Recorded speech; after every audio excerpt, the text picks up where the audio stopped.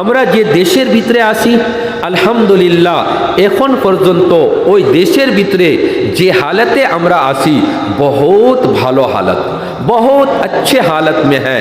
किंतु कभी कभी दुख होता है, अफसोस होता है, टेंशन और चिंता होता है।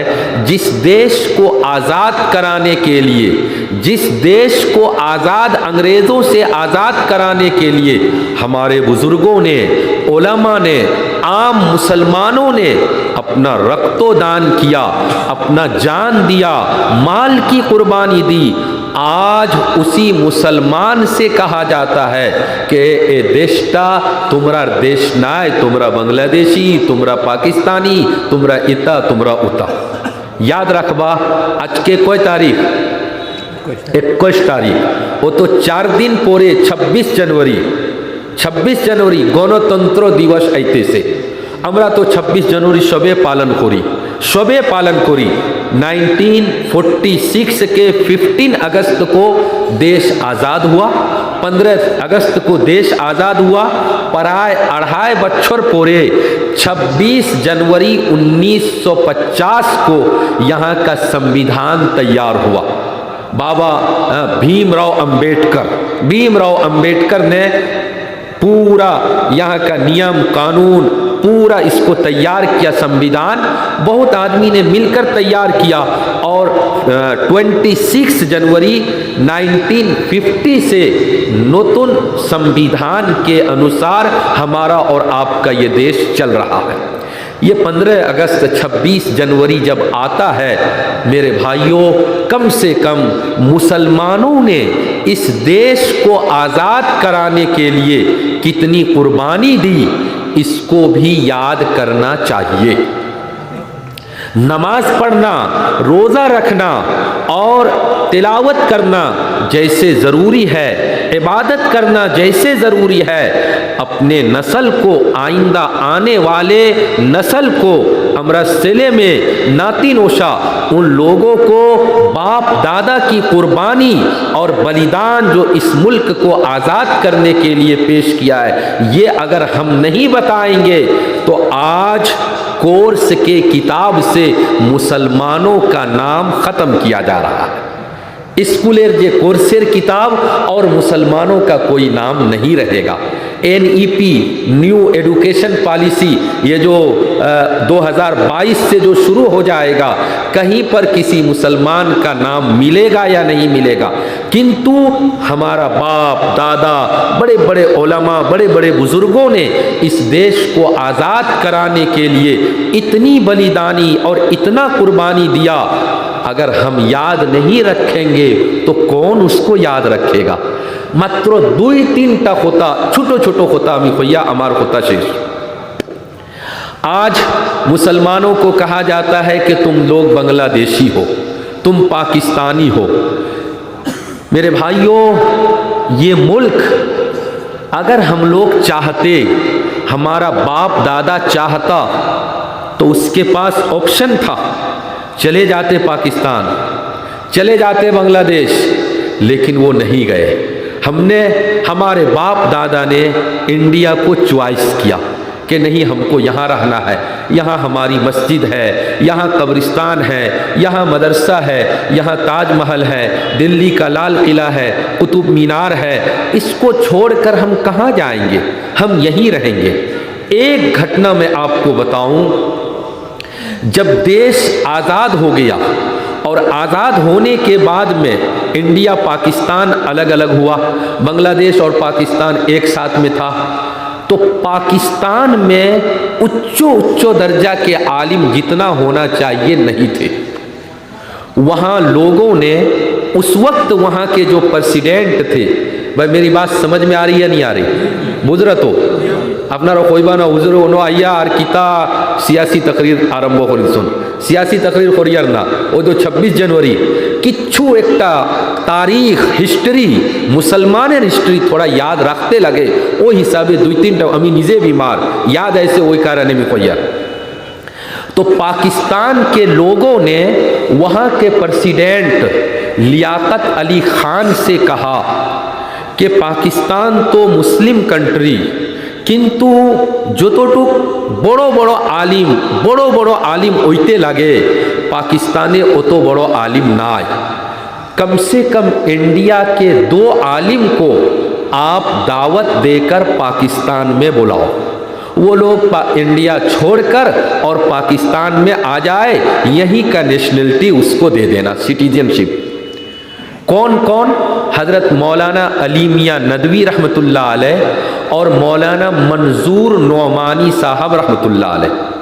मौलाना अली मियाँ नदवी ख़यासला, मौलाना अली मियाँ नदवी बहुत लंबा इतिहास और कहानी, किंतु तैन नदवतुल उलमा लखनऊ जे सब तकी बड़ो मदरसा ओय मदरसार वाइस चांसलर मौलाना अली मियाँ नदवी, और बहुत किताब लिख सुन। मौलाना मंजूर नौमानी कहा इन दोनों को कम से कम पाकिस्तान में बुला लो।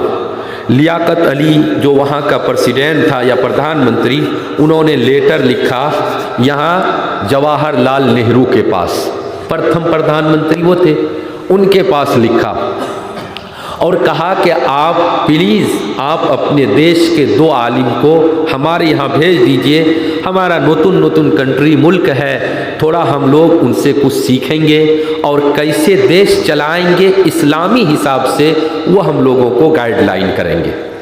तो जवाहरलाल नेहरू ने उन दोनों को बतलाया, मतलब गवर्नमेंट की तरफ से बतलाया गया कि तुम दोनों को पाकिस्तान की सरकार ने, वहाँ के गवर्नमेंट ने वहाँ का सिटीजनशिप देने के लिए तुमको आमंत्रित किया है, बुलाया है। अगर तुम जाना चाहते हो तो चले जाओ।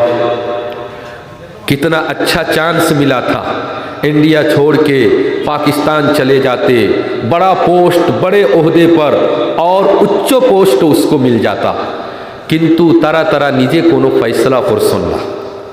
ओई ज़मानात हज़रत शेखुल हदीस मौलाना शेख ज़करिया साहब रहमतुल्लाह अलैह, जिनकी किताब फ़ज़ाइल आमाल हम लोग तालीम करते हैं हर मस्जिद में, ये दोनों बुज़ुर्ग लखनऊ से सफ़र करके और सहारनपुर गए मौलाना शेख ज़करिया साहब रहमतुल्लाह अलैह के पास और जाकर पूरा घटना बताया, ऐसे ऐसे हमको दावत आई है, हम लोग इंडिया में रहें या हम लोग चले जाएं पाकिस्तान।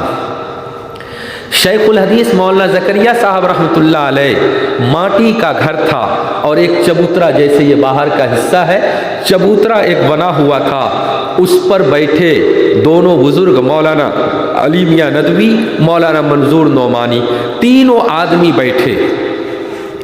शेख ज़करिया साहब रहमतुल्लाह अलैह ने कहा कि देखो मैं तुम लोगों को मना नहीं करूँगा, तुमको जाना है शौक़ से चले जाओ पाकिस्तान, किंतु जाने से पहले मैं तुम लोगों को एक घटना सुनाना चाहता हूँ।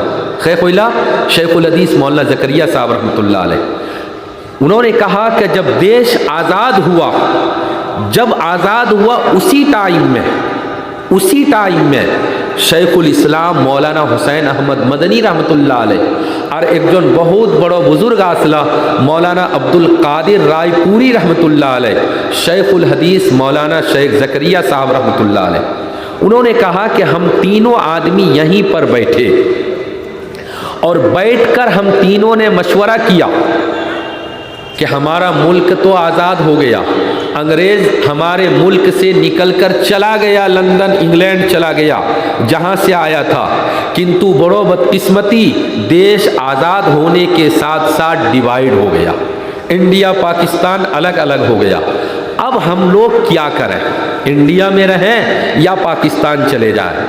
मौलाना अब्दुल कादिर रायपुरी रहमतुल्लाह अलैह ने कहा कि हज़रत हमारा हाल तो यह है कि हज़ारों हज़ार लाखों लाख मुरीद, हमारा मुरीद पंजाब के रहने वाले थे और पंजाब का वो हिस्सा पाकिस्तान में चला गया, तो हमारा तो सब पाकिस्तान में चला गया, मैं क्या करूं समझ में नहीं आ रहा है। फिर कहा शेखुल इस्लाम रहमतुल्लाह अलैह से कि हज़रत आप लोग जहां रहेंगे मैं भी वहीं रहूँगा।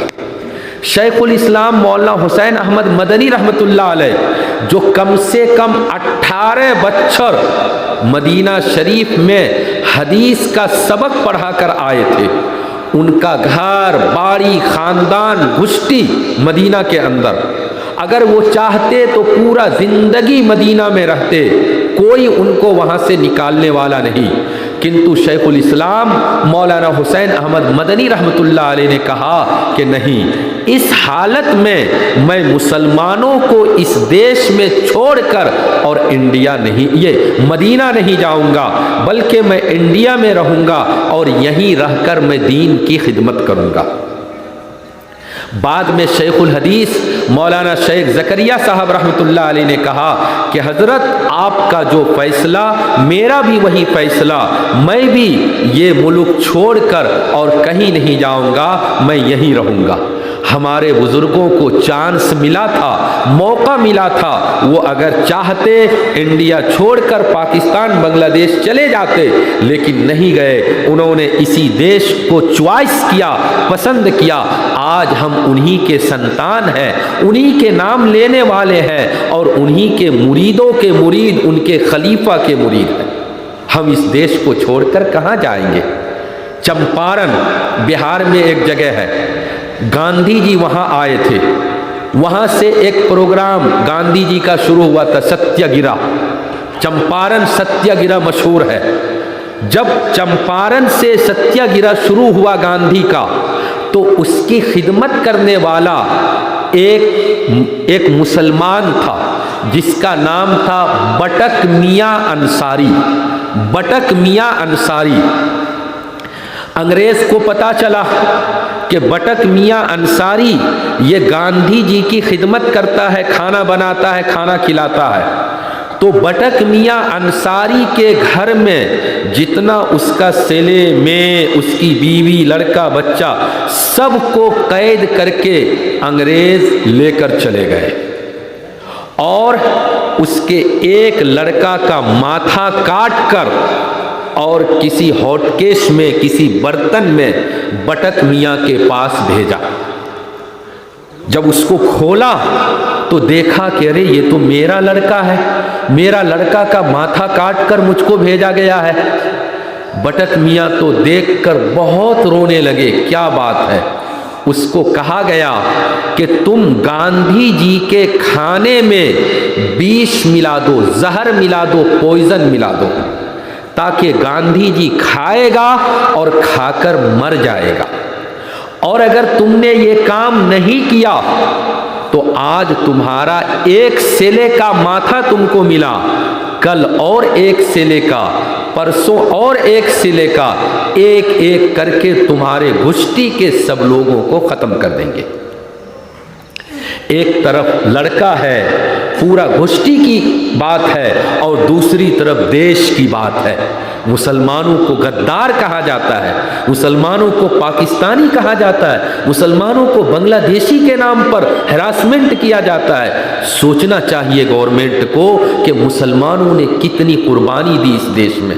बटक मियाँ अंसारी ने चिंता किया, सोचा क्या करें। बाद में गांधी जी के खाना में विष मिला दिया। ध्यान से सुनना, मेरी बात अगर समझ रहे हो सुनना। विष और जहर, पॉइजन मिला दिया। जब गांधी जी खाने पर बैठे, खाने का लुकमा उठाया, मुंह के पास आ गया था, वो खा लेते, खाने के बाद उसका काम शेष हो जाता। बटक मियाँ अंसारी वहीं पर थे, जोर से उसको बर्दाश्त नहीं हुआ, हाथ पर सोड़ मारा और पूरा खाना गिर गया, खाना अंदर नहीं गया। गांधी जी ने कहा, ये तुम क्या कर रहे हो, क्यों तुमने ऐसा किया।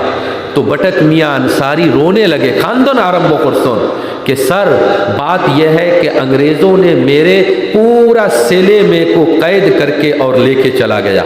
मेरे लड़के का माथा मेरे पास कल भेजा है और उसने कहा है कि अगर तुमने गांधी जी के खाने में विष मिलाकर उसको मार दिया तो तुम्हारा खानदान और तुम्हारा घुष्टी को हम छोड़ देगा, और अगर नहीं तुमने ये काम किया, एक एक करके तुम्हारा सेले में को ख़त्म कर देगा। इसी कारण से मैंने आपके खाना में विष मिलाया था, लेकिन बाद में मेरे ज़मीर ने इसको गवारा और बर्दाश्त नहीं किया। मुझे ये तो अच्छा नहीं लगा, ये तो एक तरह से दोगली पॉलिसी है, ये हम मुसलमानों का काम नहीं है। गांधी जी आप मुझको माफ़ कीजिए, अंग्रेज़ मेरा एक एक लड़का को मार देगा, मेरे पूरे घुष्टी को अगर वो बर्बाद कर देगा, मैं इसको तो बर्दाश्त कर लूँगा, किंतु अपने देश को गुलाम रखना मैं इसको बर्दाश्त नहीं करूँगा।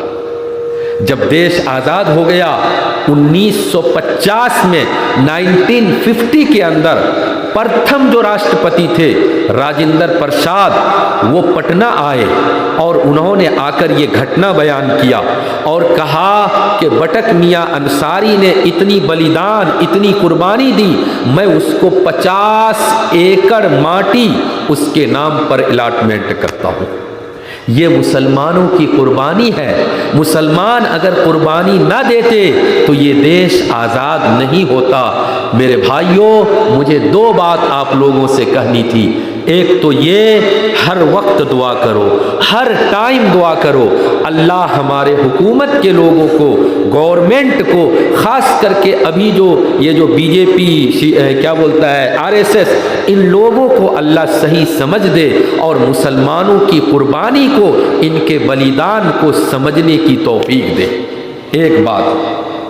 दूसरी बात, देश की सियासत बदल रही है, देश की सियासत बदल रही है, यहाँ का हिस्ट्री बदला जा रहा है, यहाँ के इतिहास को चेंज किया जा रहा है। अब तक आपके कोर्स की किताब में कम से कम मौलाना मोहम्मद अली जौहर, मौलाना अबुल कलाम आज़ाद, हसरत मोहानी, अशफाकुल्ला खान, इन लोगों का नाम मिल जाता था। लेकिन अब जो नया कोर्स की किताब वही आने वाला है, किसी मुसलमान का नाम नहीं मिलेगा। क्या हम लोग मुसलमान को भूल जाएंगे? इन लोगों की कुर्बानी को, बलिदान को भूल जाएंगे? मेरे नौजुवक साथियों, आज सबके पास मोबाइल है। अगर किताब नहीं खरीद सकते, आप वीडियो देखते हैं, आप गाना सुनते हैं, आप और क्या क्या करते हैं, कम से कम उसके साथ साथ इंडिया को आज़ाद करने में मुसलमानों ने क्या कुर्बानी दी, मुसलमानों ने क्या बलिदान पेश किया, आसाम के मुसलमानों ने क्या कुर्बानी दी, इन चीज़ों को याद रखो। अपने संतान को, अपने सिले में को ये चीज़ें बताओ। नहीं बताओगे, 20 बच्चर 25 बच्चर के बाद इस देश में, इस मुल्क में मुसलमान का नाम निशान शायद ख़त्म हो जाएगा, ख़त्म हो जाएगा। एक शिक्षक होने की हैसियत से मैंने आप लोगों को ये बात बतलाई। अगर मैं बीमार नहीं होता, 2-4 बातें और बतला देता। अल्लाह ताला हम सबको तौफीक अता फरमाए।